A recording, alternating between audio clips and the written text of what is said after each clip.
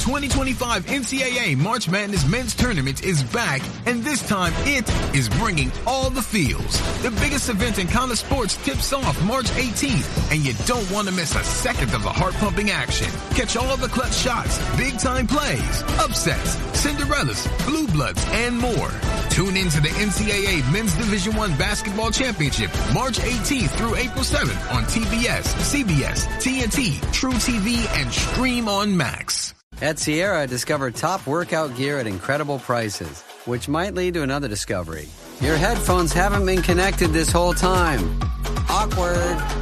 Discover top brands at unexpectedly low prices. Sierra, let's get moving. It's time for basketball, and Uber Eats is dropping deals on game day favorites to keep you locked in on the action. Like when you're craving a buzzer beater, but also buffalo wings. Or when an upset makes you want to ugly cry into a pizza. And right now, Uber Eats has game day deals from Burger King, Buffalo Wild Wings, KFC, and hundreds more local favorites. So you can keep your eyes on the ball and your hands on a burger. Order now, only on Uber Eats. Product availability varies by region. See app for details.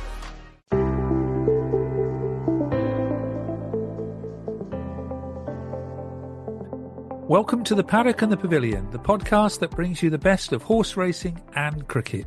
I'm your host, Stephen Wallis. Today we turn our focus to cricket, and for me it's a local story.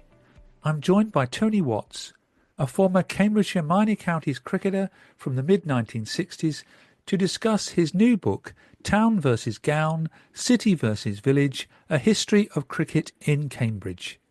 In this fascinating conversation, Tony takes us through the rich history of cricket in Cambridge, from the county's near first-class status to the deep influence of the university, the divide between town and gown, and the development of the club game. We also explore the significance of Fenner's and Parker's peace, the rise of the women's game, and what the future holds for cricket in Cambridge. Stay tuned for a fascinating look at a cricket in history as unique as the city itself. Hello, Tony. Thanks for joining me on the Paddock and the Pavilion to talk about a history of cricket in Cambridge. How are you? I'm good, and very privileged to be on your show. I've listened to several of them, and you have some very good people, so I feel very lucky to have been invited. Well, thank you very much, Tony. I've read Town versus Gown, City versus Village, A History of Cricket in Cambridge. And for me, it was enlightening. It was very informative. And it was, for me, a trip down memory lane, having played in the Cams League in the first 11 during the 80s and the early 1990s. But before we talk about the book, I think for listeners, we need to find a bit more about Tony Watts. I know you played as an opening batsman for Cambridgeshire in the mid-60s. Well, in fact, I didn't play that many games. I played a few, and in fact, I batted 3. In fact, for the in those games, it was only a few. Did play with Johnny Wardle. Cambridge had a very strong side at that time. But I played for Travellers, and then I joined St Giles. So most of my club cricket was played for St Giles, and I opened the batting for them. I used to try and bowl leg breaks, but it was the era before Shane Warne, when leg spinners were regarded as a kind of indulgence. Shane Warne changed the whole game. Suddenly, everybody wanted leg spinners, but I came a bit too late for that. You mentioned someone there that I was going to speak about later on, but you said you played with Johnny Wardle at Cambridgeshire. How good a bowler was he? He was a terrific bowler, and Ron Nunn was reckoned to be one of the very few people who could spot his googly. But I do remember Johnny Wardle because I got a couple of catches off in my first game, and then played a game out at Ely, and I dropped a catch off his bowling just before tea, and I made the mistake of sitting quite near him at tea, and he gave me such a roasting. If anybody had hit a ball in the air to me after tea, no way I would have caught it. I didn't, to be honest. I mean, he was a fantastic bowler, but I didn't have that much respect for him as a man. His record, I looked it up on Crick Archive. In first-class cricket, he got 1,846 wickets at under 19, 102 wickets for England. And when he played for Cambridgeshire in 65 matches, 397 wickets at 14. He was. People couldn't pick him, and he was very accurate. So, yeah, he was a great player. So when did you actually stop playing cricket yourself? In my sort of late 40s, early 50s, I would have played on. I really admire these people now who are playing over 50s, over 60s, over 70s. But I've got an arrhythmic heart, and that was what really stopped me playing. Otherwise, I would have kept going. In fact, I've got a friend who's been captaining the England over 70s team, and the batting is very good. The bowling is quite good. The fielding is rubbish. I went to the men's over 70s World Cup final at Wormsley last August. I was planning to go to that and didn't make it. How was it? It was, well, it's the ground. It's like going to watch a game in heaven at Wormsley, and it was a gorgeous day. And England won as well. They did indeed beat Australia, even better. No, I'm a sort of early opera fan, so I go to Garsington for opera, and of course the ground. We have these wonderful dinners and things and opera and so on. But I said to the guy who manages Garsington Opera, this is probably heaven, but there's one thing missing. You don't provide an actual game of cricket.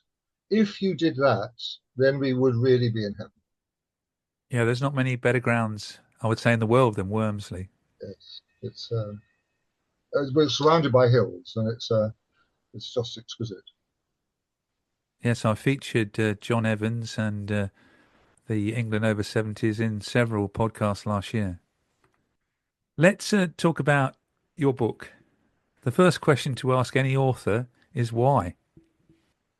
Well, I think it started with me realizing that during my time of being involved in local cricket, the whole game in Cambridge has been completely transformed. Because when I started, which was in the early 60s, playing for Travellers, there were 5 major clubs in Cambridge, all playing on college grounds, all very good standard, all playing friendly cricket, and they've all gone in one of 2 respects. Either they have folded or seriously declined, or they've moved out into the villages. So Travellers ended. Camden is really a pale imitation of its former glories. I mean, it was a great club. It's a very small club down at the bottom of the CCA. They do still play on college grounds, but it's pretty poor standard. Well, it's social cricket. They enjoy it. Then St Giles moved out to Dry Jason quite a long time ago, and then Grasshoppers merged with Longstanton and Granter with Foxton. Of course, Foxton Granter won the Village Cup this year, which was terrific. And I went actually to Lords for the final. It was brilliant. But they've all, I say, either in decline or ended, or they've moved out into the villages. So it's a huge transformation. So I was interested in why this has happened, how it has happened. So that's how I started. But then I started to read about early Cambridge cricket, and I began to realize this is an extraordinary story. There's some wonderful, 3 wonderful books actually. One is the work of a guy called Willie Sugg, who did some amazing work based on early newspapers of the very early years of Cambridge cricket. Then Nigel Fenner, who's a descendant of Frank Fenner, wrote a book about Frank Fenner, which is he published it himself. It's beautifully done. And then Adrian Wykes, who I knew very well, he used to play for Camden, a zany, charismatic character, and he wrote an extraordinary book, which is a mixture of really rather well-researched stuff on Cambridge cricket with some total fancy stuff on the Keynes family and Keynesian economics. I mean, it's an utterly bizarre book, but it's wonderful. So there are these 3 things, and I read them and I thought, gosh, this is really interesting. And I started to read more about particularly the recreational game nationally to get a kind of context. And then I thought, well, this is a story that needs to be told. So, and then I had to do quite a lot of work filling the gap, because for example, Willie Sugg took the story up to about 1890, and my involvement was from the early 1960s. So there was quite a big gap, but I went into various archives and other sources and put it all together. But for the current stuff, I conducted over 70 interviews with people who have been involved in cricket, local cricket, over the last 50, 60, 70 years. And I had some great conversations. My wife said it was just an excuse for nostalgic pub lunches. And she wasn't entirely wrong. But I did do it properly, and I recorded what people told me and verified it and so on. So I tried to do it. I've done quite a lot of social history, so I'm interested in doing social history in general. So this was a very nice project. How long did it take? I think from when I started, I would guess a couple of years. It was over a couple of years. I'm retired, but I'm fairly busy on various things. Yes, I would think about that, about 2 years. But it was a labour of love, though. It absolutely was. Well, it's a good book to read, and we're going to go through some of the various topics now. To start with, when did cricket begin in Cambridge? Well, I mean, cricket, the roots are medieval, but actually the Puritans weren't very keen on it, but it was rather rowdy and they didn't really like it. But ironically, the first reference that we've been able to find to cricket in Cambridge was Oliver Cromwell, no less, who, when he was a student at Sydney Sussex College, was involved. Was actually a rather good player at football and cricket. So that's a very early reference. That would be in 1610, 1620, something like that. But the real records of games starts later, and it was, I think, the first recorded game was in Newmarket in 1751. Teams which included some Cambridge University people, and the first Cambridge Town game that we have a record of was played at Jesus Green in 1757 against Saffron Walden.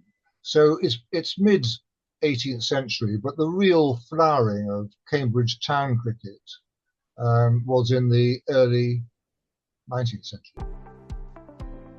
I hope you're enjoying this episode of the Paddock and the Pavilion. If you're interested in more cricketing stories, check out episode 193, where I spoke to former Australian Ashes winning coach John Buchanan about his time playing for Cambridgeshire in the late 1970s. You can find this episode, along with over 300 others, on Apple Podcasts, Amazon Music, Spotify, YouTube, and my website, stephenwallismedia.com. Now let's return to Tony, who later explains why Cambridgeshire narrowly missed out on becoming a first-class county. And what about playing at Cambridge University? Were they playing alongside the town side? Well, that's quite the reason why I call this Town Be Gown is that a lot of the history is about the relationship and tensions between town and gown, and it's quite a complex story. And I suppose the basic underlying theme is that for town clubs, being located in a town with a prestigious, wealthy, collegiate university is a blessing and a curse. It's a blessing because you have access to all the resources of the university and colleges, including these wonderful college grounds. But it's a curse because that access is on the college's terms. And when things change, as they did towards the end of the 20th century, then you've got nothing to protect you. So a lot of the story is about the two. But of course, there have been these parallel tracks between the university playing first-class cricket and the county. It should have been a first-class county, but didn't quite make it. So it's always been actually a minor county. So perhaps we need to talk a little bit about the early history of Cambridge Town and how that evolved.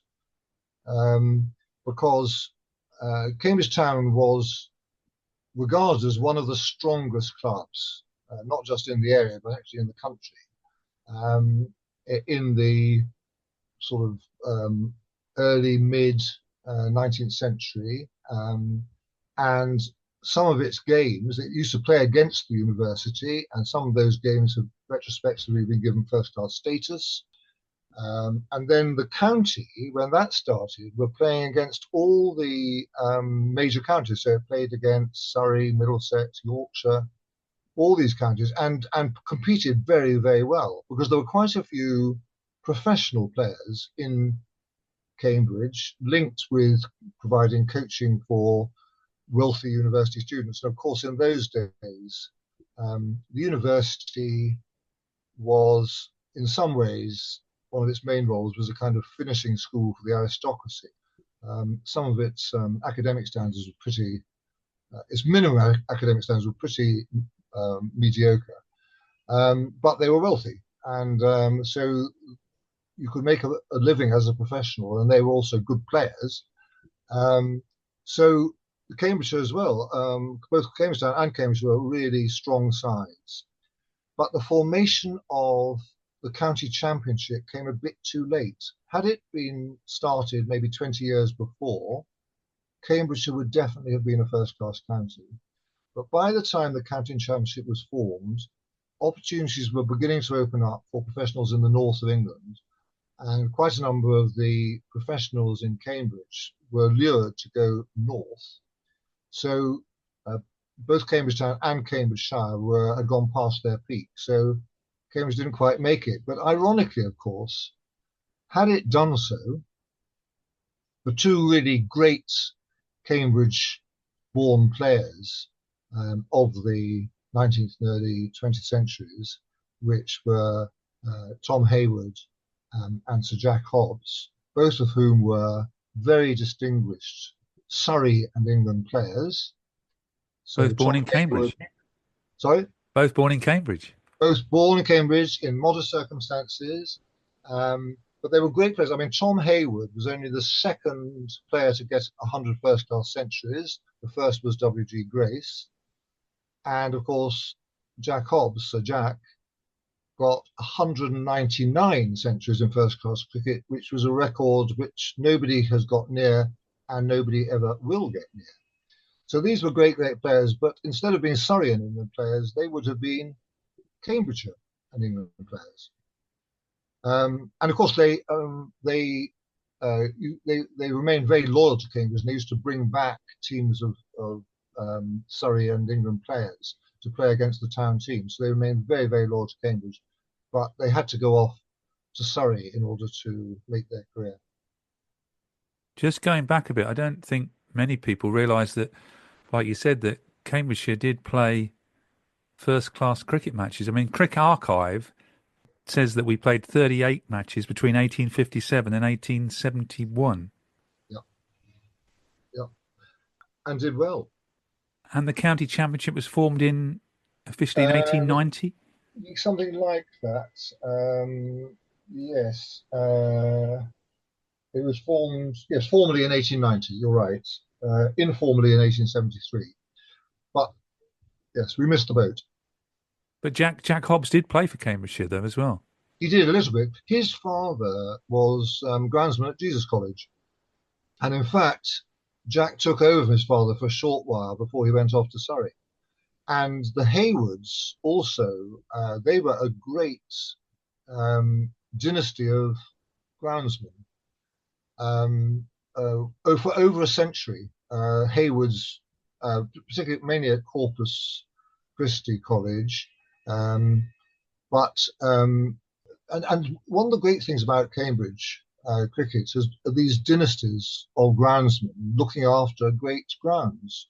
And it was extraordinary dynasties. So the Hobbs and Haywards were two of those, but there were others. I mean, Cyril Coote, the great groundsman on Fenner's, his family were on Trinity Hall for a long time, and there were several others. So basically what happened was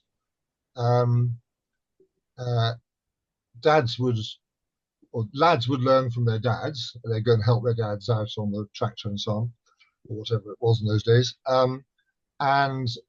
Then when they were looking to get a job, leaving school, maybe at 15 or something, if they were interested in being groundsmen, they would go often to Fenner's actually, and they would work under Cyril Coote, who was a great groundsman, learn their stuff. And then when a college wanted a groundsman, they would go along to Cyril and they'd say, "Who have you got?" And he would say, "We've got this lad, he's been here, a year or so, he knows his stuff." So they'd say, "Fine." They'd offer him a job for life, tied cottage near the middle of Cambridge, working in the outdoors. I mean, what's not to like? And many of them did, and some very, very good cricketers. I mean, quite a few people of groundsmen played for the county. I mean, even in my time, there were a number who played regularly for the county: Roger Pearl, John Carter, Alan Hobbs. So these were great, say, family dynasties, and it was an amazing tradition, and meant that local clubs had access to all these wonderful grounds. Eczema isn't always obvious, but it's real.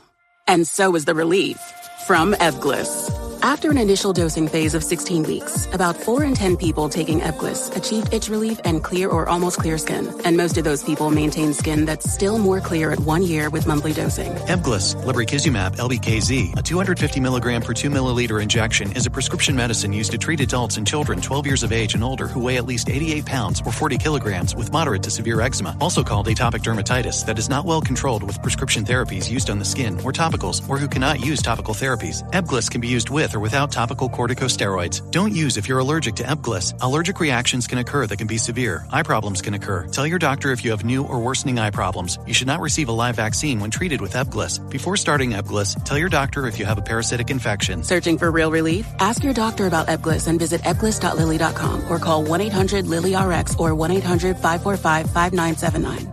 I can say to my new Samsung Galaxy S25 Ultra, "Hey, find a keto-friendly restaurant nearby," and text it to Beth and Steve. And it does, without me lifting a finger. So I can get in more squats anywhere I can. 1, 2, 3. Will that be cash or credit? Credit. 4. Galaxy S25 Ultra, the AI companion that does the heavy lifting so you can do you. Get yours at Samsung.com. Compatible with select apps. Requires Google Gemini account. Results may vary based on input. Check responses for accuracy. Your data is like gold to hackers. They're selling your passwords, bank details, and private messages. McAfee helps stop them. Secure VPN keeps your online activity private. AI-powered text scam detector spots phishing attempts instantly. And with award-winning antivirus, you get top-tier hacker protection. Plus, you'll get up to $2 million in identity theft coverage, all for just $39.99 for your first year. Visit McAfee.com. Cancel anytime. Terms apply. Talking about grounds, you've mentioned it already, Fenner's, and also Parker's Piece. They played significant roles in the development of cricket in Cambridge. Absolutely. Parker's Piece was in many ways the home of cricket, and with lots of pitches, and all the early Cambridge town clubs were games were played there,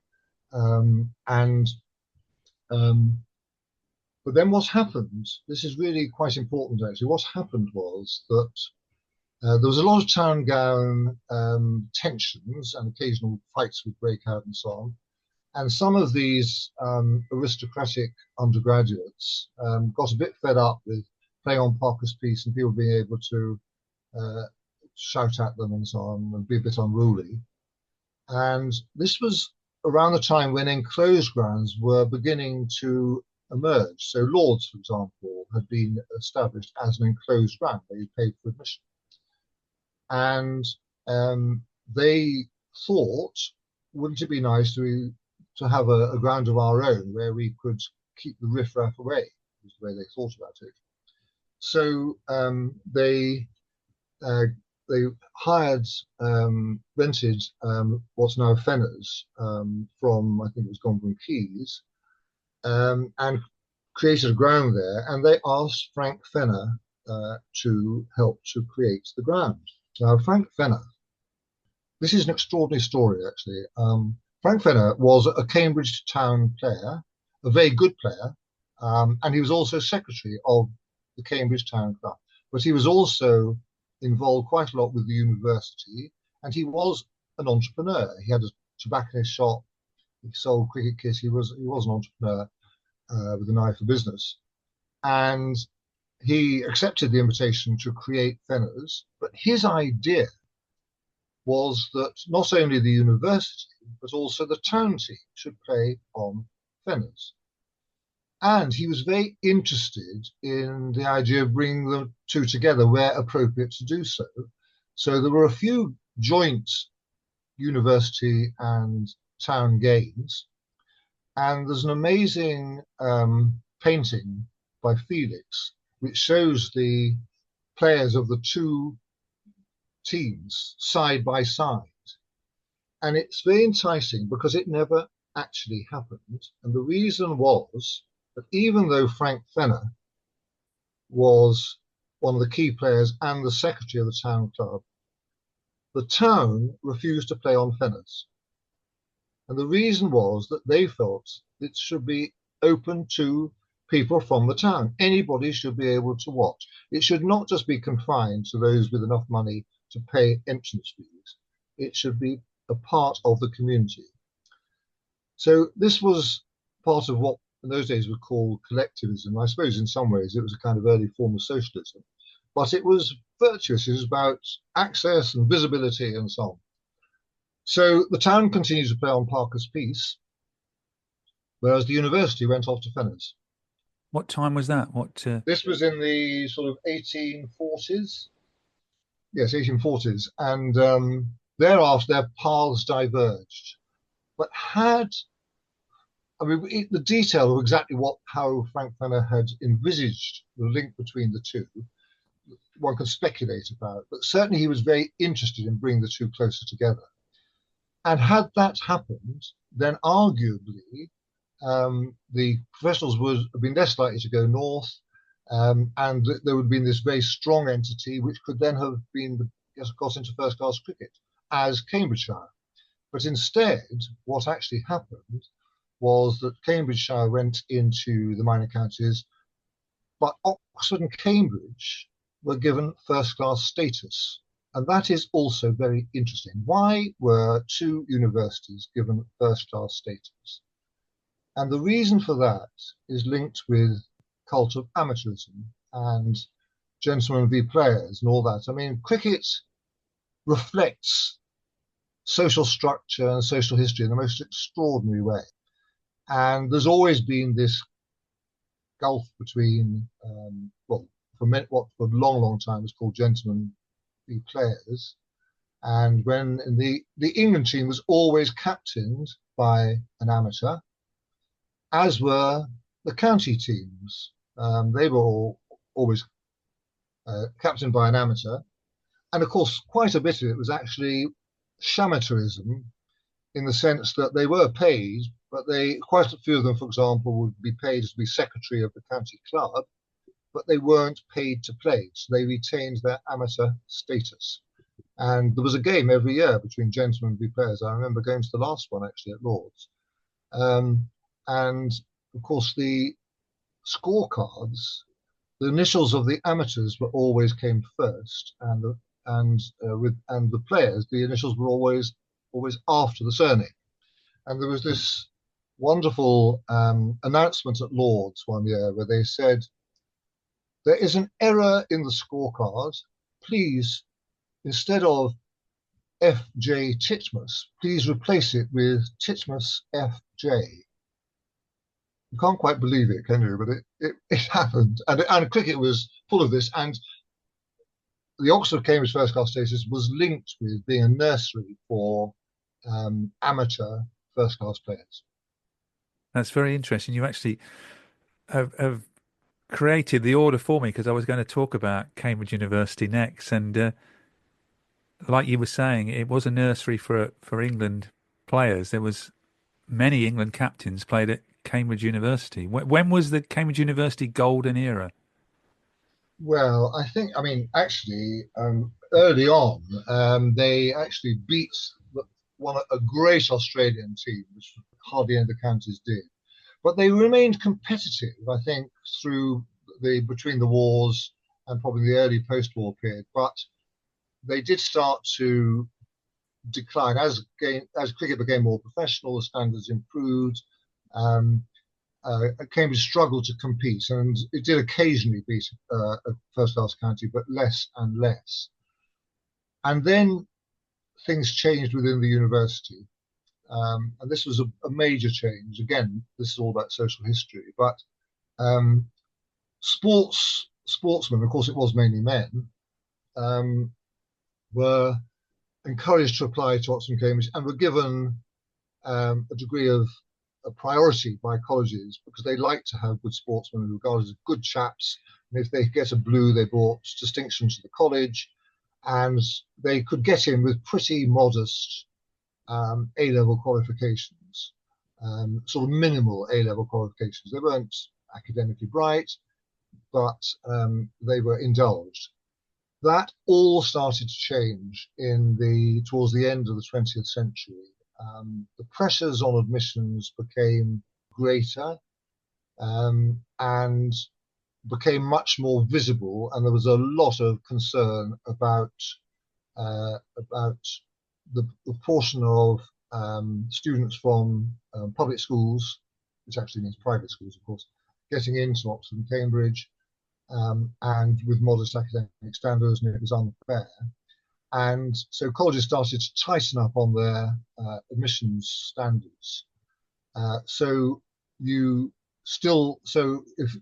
They liked it if you were good at sport, but you had to be able to get your, in modern parlance, I suppose, 3-starred A's in order to get in.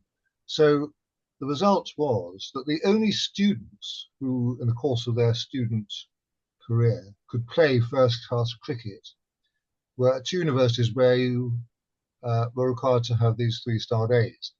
So, and that made no sense whatsoever. So the English cricket boards, England Wales cricket boards, changed the system and set up 6 university centres of excellence, of which Oxford and Cambridge were 2, but it was Oxford and Oxford Brookes, it was Oxford Universities, and similarly in Cambridge, it was Cambridge and Anglia Ruskin University playing together. And of course, Anglia Ruskin had sports science courses and some really good sportsmen.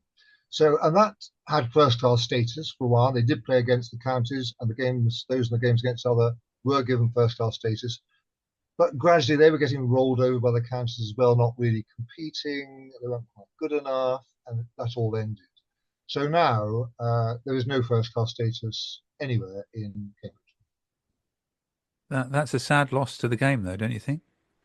It is. I think it's very sad that they've not continued the centres of excellence. I think that was a very a good policy because it enables students to get a degree, but play really good standard cricket. And of course, getting a degree meant that in terms of their careers, cricket is often a very short career. So even if they played professional cricket, they'd have a basis for continuing to build their career beyond their playing days.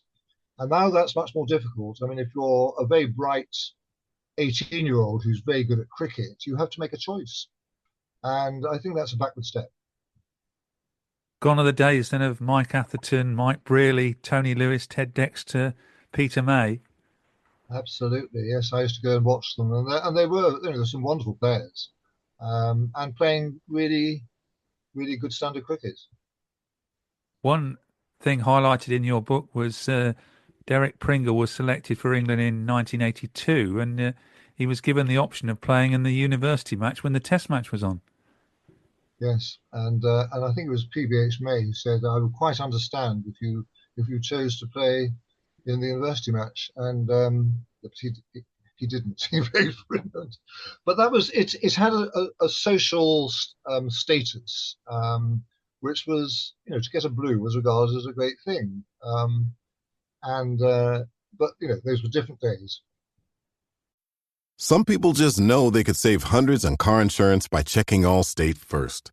Like, to check the Jumbotron first, before attempting to eat a stack of Supreme nachos in one bite. Now you're just a meme that everyone shares on game day. Checking first is smart, so check Allstate first for a quote that could save you hundreds. You're in good hands with Allstate. Savings vary, subject to terms, conditions, and availability. Allstate Fire and Casualty Insurance Company and Affiliates, Northbrook, Illinois. Pro Savings Days are back at Lowe's with limited time savings on the supplies pros need. Get up to 40% off select major appliances. Plus, save an additional $100 on every $1,000 you spend on select major appliances. And don't miss your chance to activate and earn 3 times the points on select DeWalt and Klein tools. Lowe's, we help, you save. Valid through 3/28. Selection varies by location. While supplies last. See associate or Lowe's.com for more details on qualifying items. I was never really a runner. The way I see running is a gift, especially when you have stage 4 cancer. I'm Anne. I'm running the Boston Marathon, presented by Bank of America. I run for Dana-Farber Cancer Institute to give people like me a chance to thrive in life, even with cancer. Join Bank of America in helping Anne's cause. Give if you can at BofA.com/supportAnne. What would you like the power to do? References to charitable organizations is not an endorsement by Bank of America Corporation. Copyright 2025. I'd like to talk about the club game. You've mentioned some of that earlier in the show, but just to let listeners know about how the club game has developed in Cambridge, say since the Second World War. Yes, well, I mean, I think one of the interesting things that happened in Cambridgeshire between the wars, actually, was that when the CCA was formed, which was towards the end of the 19th century, all the clubs joined it, including the strongest. I mean, it took a little while to get established, but it did. And they played competitive cricket. I mean, by competitive, I mean league or cup cricket. But after the First World War, there was a very strong move in the south of the country against league and cup cricket. And it was regarded as being too competitive, not against the spirit of the game. And this, again, we're going back to social class issues, because cricket's always had tensions between being competitive on one hand, but playing in the spirit of the game. And there's always been the notion that, amateurs were regarded as protecting that spirit of the game. So the south of England, where all the clubs were joined a thing called the organisation called the Club Cricket Conference, and effectively league cricket and cup cricket were banned in the south of England. And that applied in Cambridgeshire because gradually the top clubs in Cambridgeshire withdrew from the CCA to play friendly, and I'm putting inverted commas around this term, friendly cricket. It was actually very competitive, but it was not for a trophy of any kind. So gradually, Camden, St Giles, and other clubs, College Servants was then, which became Grasshoppers, withdrew to play friendly cricket, and that applied here.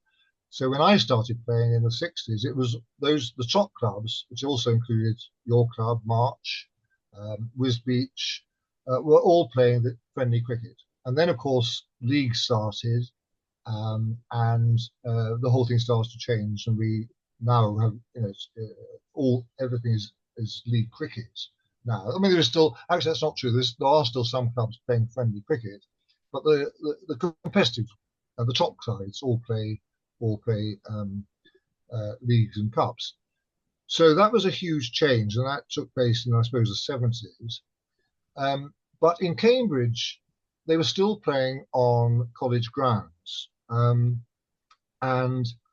this was linked with what the license, I suppose, in a sense, given to college groundsmen. I mean, the university and colleges only require college grounds up to mid-late June. And then the students go off on this very long vacation.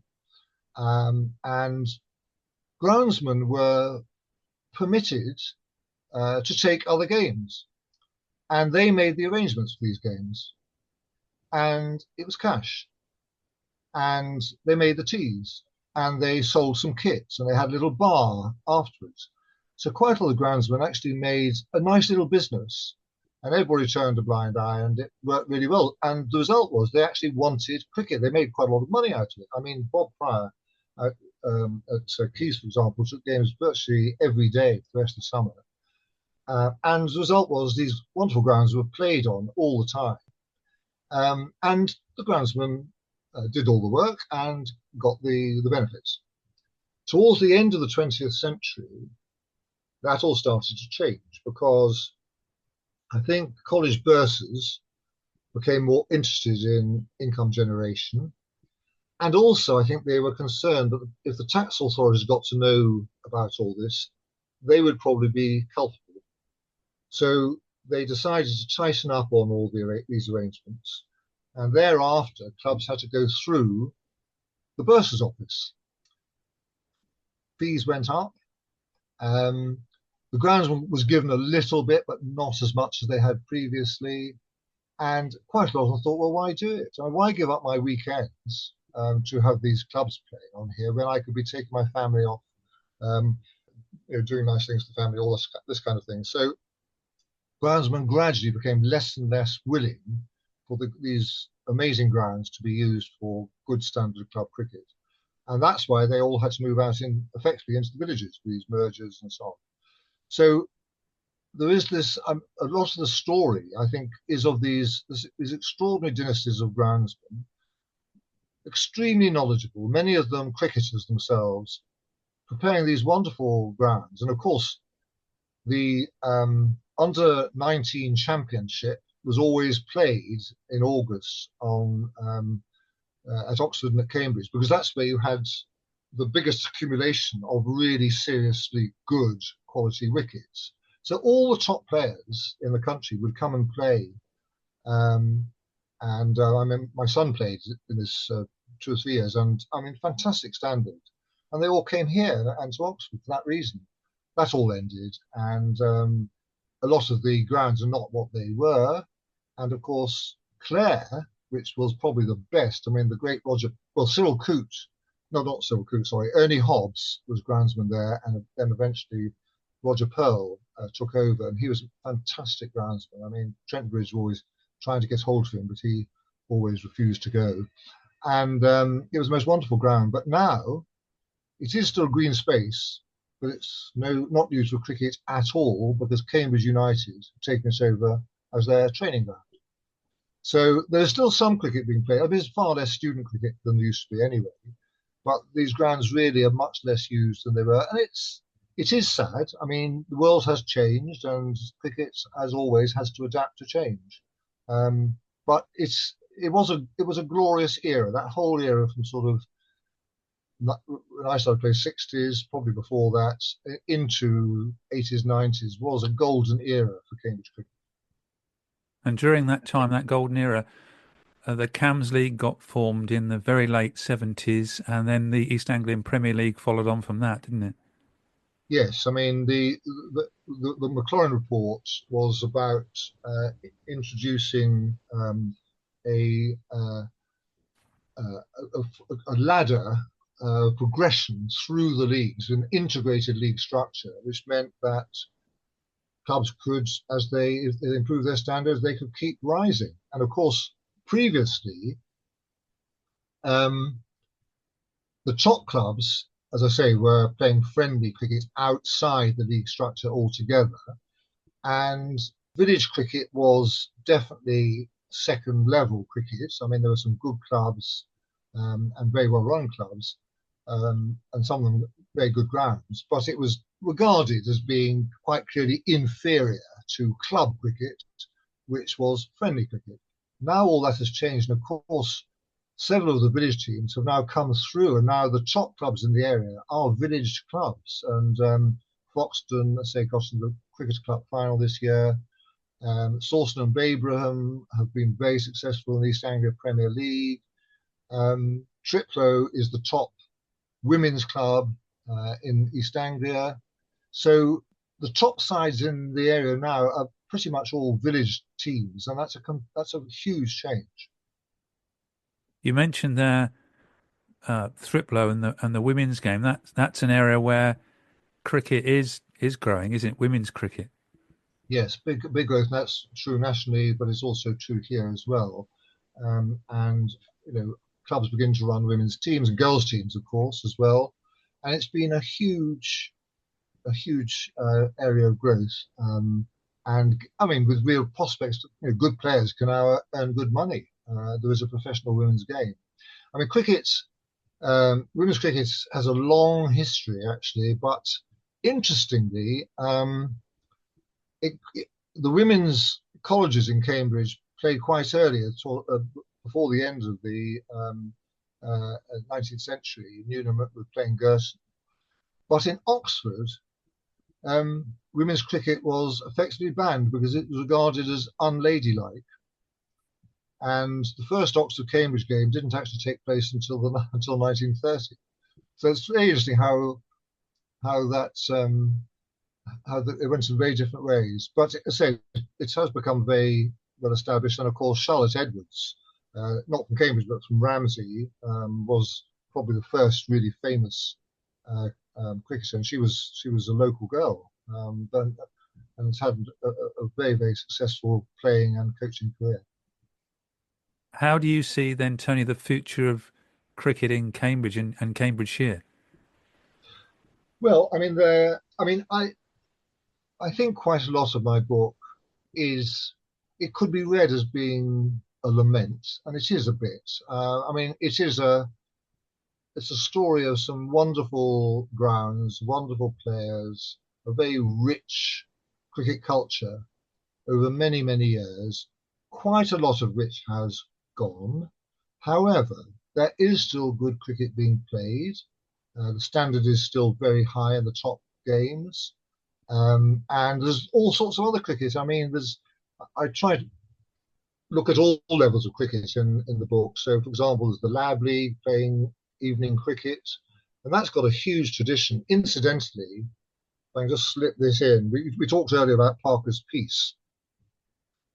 Parker's Piece, I will come back to the question, but Parker's Piece, you could have 11 games going on in the evening, and of course Parker's Piece is constructed of quadrants, so there's paths which go across from each corner, and within one of these quadrants you could easily get 3 games being played consecutively, and the boundary was the paths.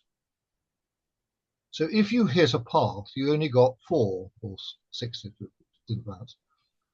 But if you could drive the ball from one game through the other 2 games and go right up to the corner, but not hit the path, that was the key thing, not hit the path, you could keep running. And 7s, 8s were very, very common because the fielder had to go round the other 2 games to fetch the ball. It was absolutely wonderful, all this. And people often batted with one pad and this kind of thing.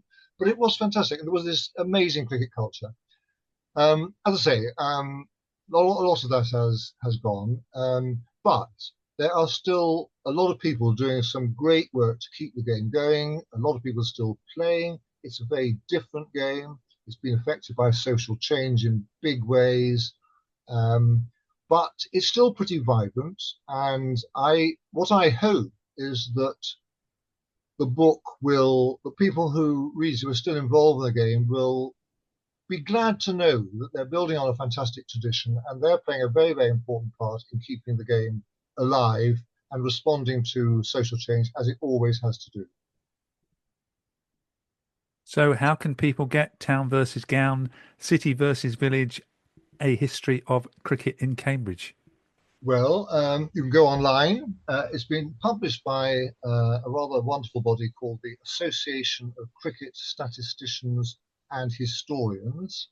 So if you go online and Google ACS, actually, leave off the H, ACS and Tony Watts, Cambridge Cricket, you'll find it. But also, there's two bookshops in Cambridge. If you live near Cambridge, Heffer's and David's both have some copies. So you can go in and have a flick through and see whether you want to buy it or not. So it's available, and I don't get any royalties from this, I hasten to say. But I'm keen that people who are interested in it should read it, because I think it is actually a good story. And as with you, Stephen, I mean, anybody who's been involved in cricket will recognise quite a lot of it, and probably find some people who they remember. And there's a lot of photographs, some rather good photographs, I think. I'd certainly agree there, Tony. It does take anyone who's played cricket in Cambridge for most of their life down memory lane, lots of names and places. And as you say, cricket is very attached to social history, isn't it? It's full of it. One of the great books on cricket is a history of Indian cricket by a very distinguished historian called Ravichandra Guha, and he's not interested in great games, great players. It's a history of India through the lens of cricket. And of course, in India, which now rules the game, everything about empire, the caste system is all there, but it's refracted in this whole microcosm of cricket. And it's an absolutely fascinating book. So it always reflects social change, as it does now. But I think there are, as you said, there are some good shoots. Women's cricket is one. I think the involvement of the South Asian community. Most clubs now have some players from South Asia who are often very, very good players. I think state schools are still crucially important. I mean, one of the real terrible things that happened was the erosion of cricket in state schools, which came under a series of Tory governments, which sold off playing fields, really appalling.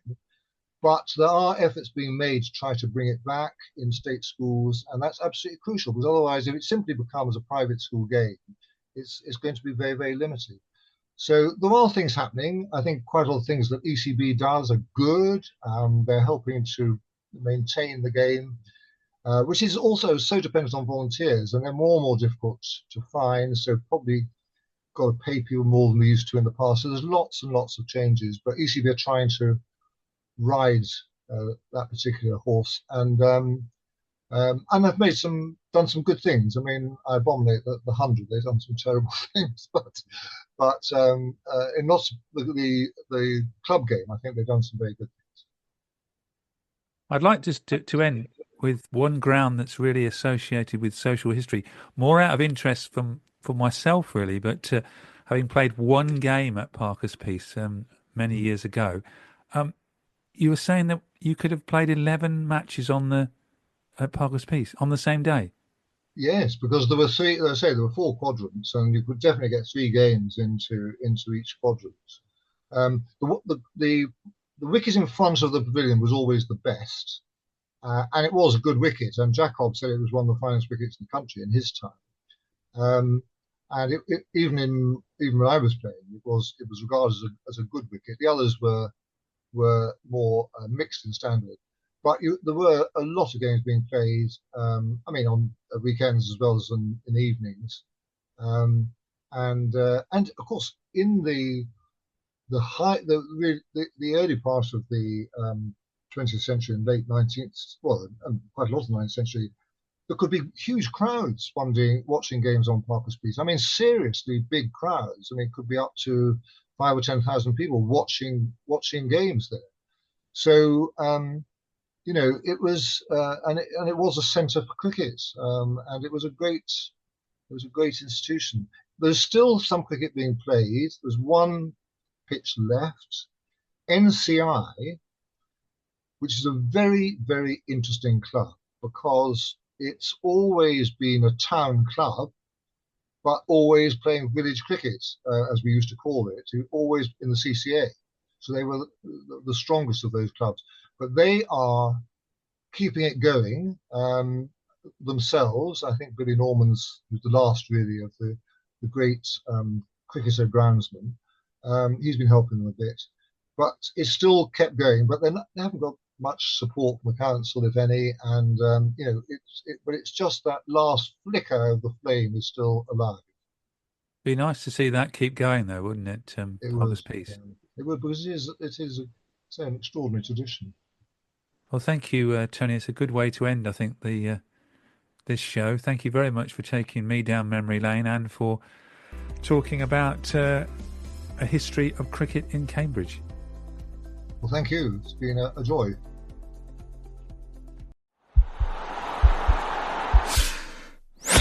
This podcast is part of the Sports Social Podcast Network.